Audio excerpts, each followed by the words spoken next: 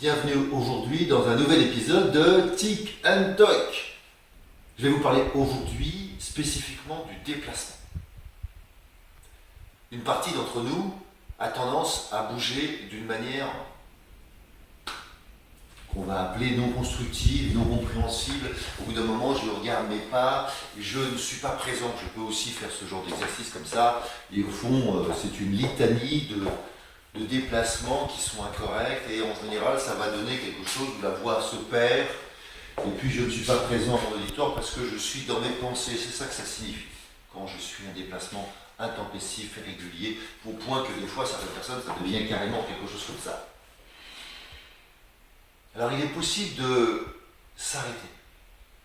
Et puis si vous aimez plutôt le déplacement, si vous aimez bouger, à ce moment-là, bougez, mais quand vous parlez, vous ne dites pas des choses très importantes.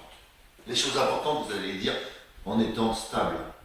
Et je peux aller vers quelqu'un, ou bien en reculer.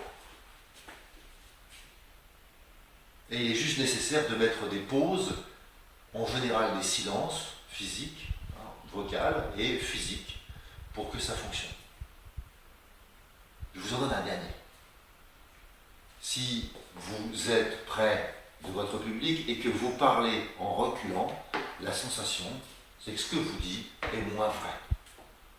Donc si vous le faites, si vous vous rendez compte que vous reculez en parlant, en donnant un argument qui est essentiel, réavancez, c'est tout.